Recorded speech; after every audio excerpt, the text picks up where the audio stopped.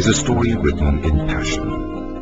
The pioneering spirit for adventure, economic, social and political necessities.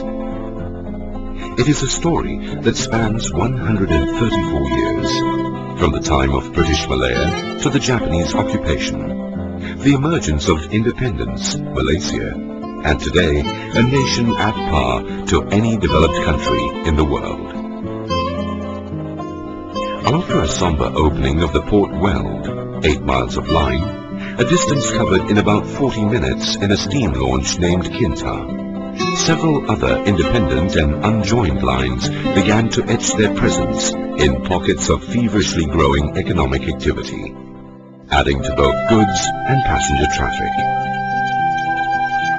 States were now busy constructing their own railways. Klang to Kuala Lumpur in 1886. Seremban to Sungai Ujong Port Dickson in 1891. Teluk Anson to Tapa Road in 1893. And Prai to Bukit Mertajam in 1899. In 1901 saw state railways merge to form the Federated Malay States Railway that would now be the engine powering railway growth in the west and east coasts of Malaya for the next 41 years. The year 1903 witnessed the completion of important sections of the main line. Within the year, lines were opened between Kuala Lumpur and Seremban, Ipoh and Prai, and Ipoh and Kuala Lumpur, offering a continuous connection between Prai and Seremban.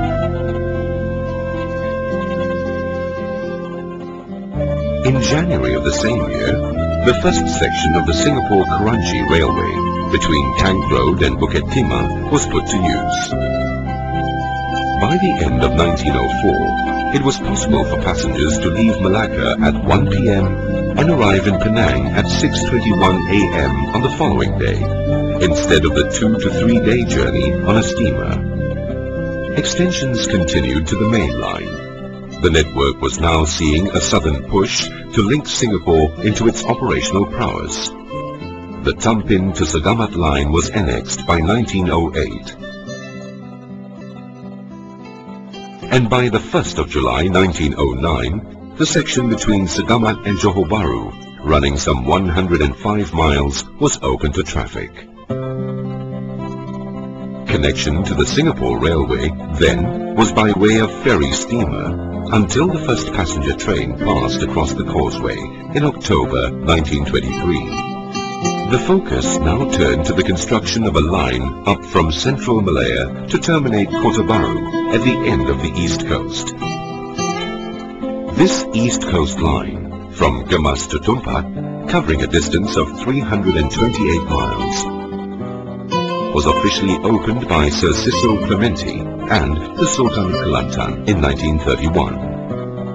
Boasting some of the most interesting wild and rugged scenery, this branch pride in having the longest, 780 yards tunnel in the entire railway network, the longest bridge, an impressive engineering feat consisting of 5,150 feet spans that cover half a mile over the Kelantan River. Indeed, this was no small achievement. By far, it was the only means of communication between Kuala Lipis and Kuala Karai, with no roads in these parts at that time. The advent of the Second World War left a permanent scar, snuffing out the forward momentum gained so far. Maintenance was unheard of, but everything else was thrown on to the tracks to feed the war effort. The Japanese gave priority only to strategic lines, organized through ports back to Japan. What was of more use elsewhere was dismantled. A total of 276 miles of running line and 57 miles of second line were stripped and shipped to be used in the construction of the death railways in Thailand and Burma. A tragic, often forgotten piece of history bears testimony to the plight of the thousands, mostly Malayan, forced to labor, and with every track lay the lives of their comrades. Of 80,000, only 1/3 returned. The Japanese also appropriated 1/3 of the pre-war stock of locomotives, half of the 5,800 wagons, including a large number of passenger coaches, to Thailand and Indochina. The war also took toll on the Central Railway's workshops at Sentul and sheds at brickfields from the bombs of Allied planes.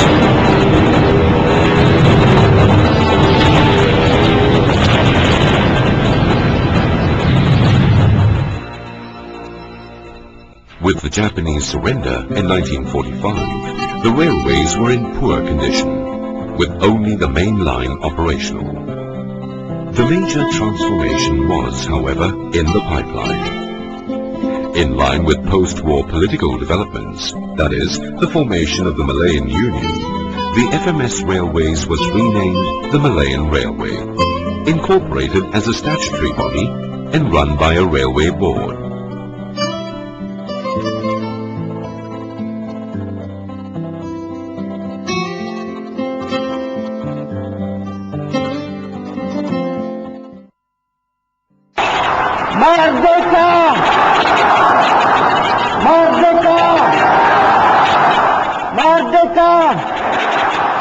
On August 31st, 1957, the Federal of Malaya became an independent nation, and the railways came under the control of the Minister of Transport in the new government.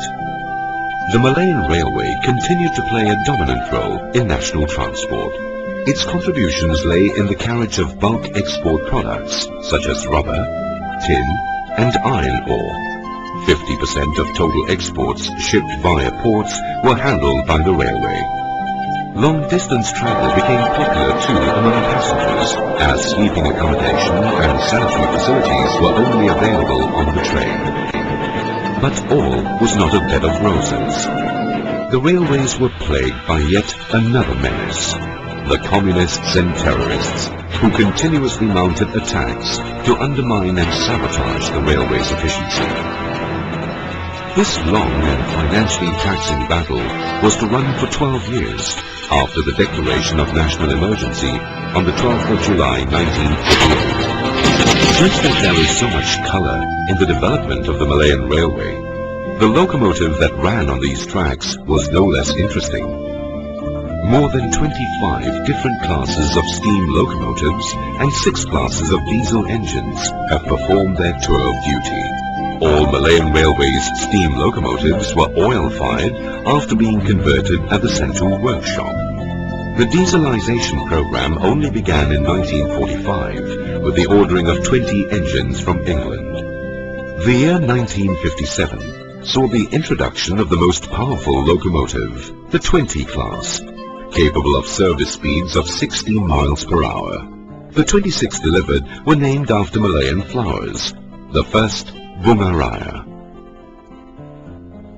The 20 class were followed by Bobo locomotives, 27 class, 28 class and others. Similarly, from the first railway bridge over the Klang River, bridges are monuments to the zeal and expedition of the engineers making the impasse possible.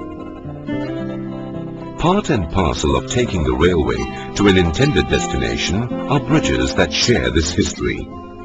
The Bido Bridge, Gulimat Bridge and Peel Bridge. With railways, stations were as natural as the flip side of the coin. Some elaborate, some ambitious, some practical, and most today reflecting the legacy of a romantic railway era. The Malayan Railway has gone through 1,339 track miles. Seen speeds go from 6 to 60 miles per hour.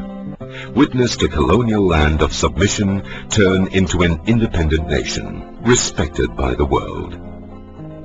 It is history written by economic necessity, daring, and quite simply the challenge many Malaysians will call Malaysia Boleh.